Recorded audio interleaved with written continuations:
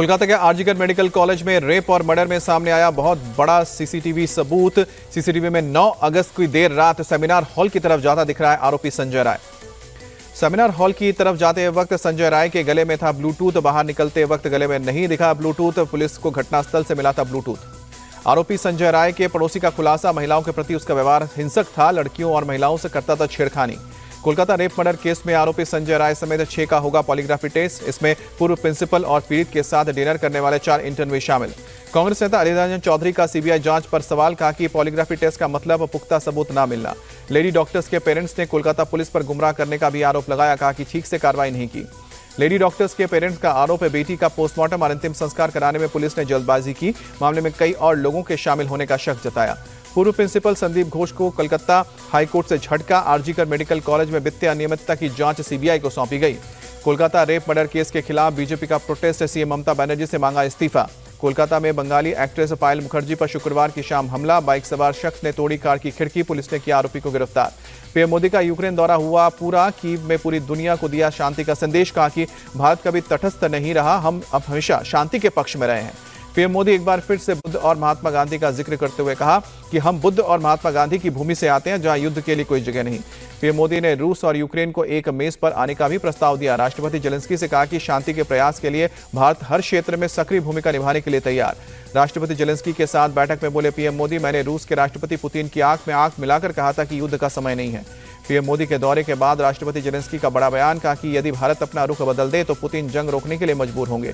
भारत के साथ व्यापार पर राष्ट्रपति जेलेंस्की ने कहा कि हम भारत के साथ डिफेंस या किसी और क्षेत्र के लिए भी बड़ी डील के लिए तैयार हैं। राष्ट्रपति जेलेंस्की ने पीएम मोदी के भारत आने के न्योते पर जताई खुशी, कहा कि उनकी भारत यात्रा की योजना है।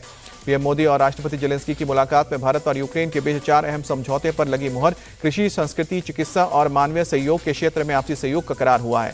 महाविकास अघाड़ी ने बदलापुर यौन शोषण पर महाराष्ट्र बंद का ऐलान वापस लिया। शरद पवार ने कहा कि हाईकोर्ट का आदर करते हुए सभी से बंद वापस लेने की अपील करता हूं। उद्धव ठाकरे भी शिवसेना भवन के सामने देंगे धरना, कहा कि शांतिपूर्वक बंद का ऐलान किया था। महाराष्ट्र बंद वापस लेने के पर प्रदेश कांग्रेस अध्यक्ष नाना पटोले बोले, मुंह पर काली पट्टी बांधकर जिला मुख्यालय पर जताएंगे विरोध। बॉम्बे हाईकोर्ट का महाराष्ट्र सरकार को आदेश, बंद में हिस्सा लेने वालों पर कानूनी कार्रवाई करें। बदलापुर यौन शोषण मामले में शिक्षा विभाग के 2 अधिकारी सस्पेंड किए गए। एक पर सीसीटीवी सही समय पर नहीं लगवाने का और दूसरे पर देरी से रिपोर्ट करने का आरोप। पीएम मोदी आज शाम को 5 बजे कैबिनेट की बैठक में हिस्सा लेंगे। पोलैंड और यूक्रेन दौरे से कई अहम मुद्दों पर चर्चा होगी। केंद्रीय गृह मंत्री अमित शाह 3 दिवसीय दौरे पर छत्तीसगढ़ पहुंचे। रायपुर में सीएम विष्णुदेव साय ने स्वागत किया।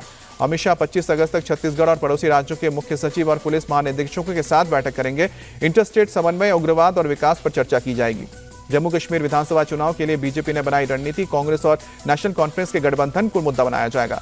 दिल्ली में पार्टी अध्यक्ष जेपी नड्डा के घर पर 4 घंटे तक चली बैठक में बनाई गई रणनीति। गृह मंत्री अमित शाह ने राहुल गांधी से पूछे 10 सवाल, क्या नेशनल कॉन्फ्रेंस के घोषणा पत्र से सहमत है कांग्रेस। दिल्ली में कांग्रेस से केंद्रीय चुनाव समिति की हुई बैठक। जम्मू कश्मीर और हरियाणा के उम्मीदवारों के नाम पर मंथन हुआ। दिल्ली में केंद्रीय मंत्री धर्मेंद्र प्रधान के आवास पर हरियाणा विधानसभा चुनाव को लेकर बैठक। सीएम नायब सिंह सैनी समेत कई दूसरे नेता मौजूद रहे। लोकसभा में नेता प्रतिपक्ष राहुल गांधी का आज प्रयागराज दौरा। दोपहर 3 बजे संविधान सम्मान समारोह को करेंगे संबोधित।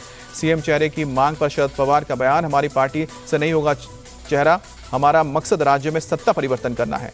एमपी सरकार के जन्माष्टमी वाले आदेश पर बवाल। आरिफ मसूद बोले, शिक्षण संस्थानों को नहीं करना चाहिए टारगेट।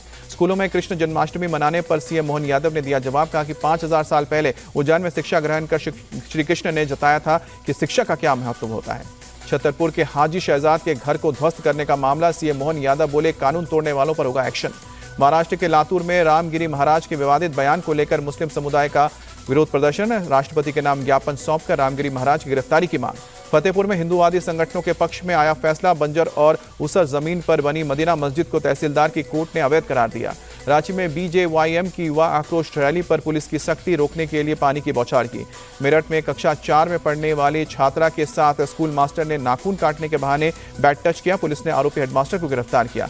पटना एम्स के चीफ सिक्योरिटी ऑफिसर पर फायरिंग का मामला। दानापुर के आरजेडी विधायक रीतलाल यादव बोले कि मेरा भाई दोषी हुआ तो खुद पुलिस के हवाले करूंगा। असम के डींग में नाबालिग से बच्ची से रेप, नाराज लोगों ने इलाके में प्रदर्शन किया। असम के सीएम हेमंता की 2 के डींग घटना के दोषियों को बख्शा नहीं जाएगा। गुजरात के बोटाद में भारी बारिश से बिगड़े हालात। कई इलाकों में घरों में पानी घुसा। दिल्ली में कल हुई बारिश की वजह से मुंडका मेट्रो स्टेशन के पास पानी भरा, लोगों को आई परेशानी। श्रीलंका में भारतीय सैनिकों के साथ मित्र शक्ति एक्सरसाइज जारी, 25 अगस्त तक चलेगी ड्रिल। नेपाल के तनहू जिले में भारतीय बस हादसे का शिकार, 41 यात्रियों की मौत। पोखरा से काठमांडू जा रही थी बस। पीएम मोदी ने नेपाल बस हादसे पर जताया दुख, एक्सपोस्ट पर पीड़ित परिवार के प्रति संवेदना व्यक्त की, घायलों के जल्द स्वस्थ होने की कामना की। जॉर्डन के अम्मान में बजा भारतीय महिला पहलवानों की जीत का डंका, अंडर 17 विश्व रेसलिंग चैंपियनशिप में भारत की काजल ने जीता गोल्ड मेडल, भारत को मिला 5 गोल्ड।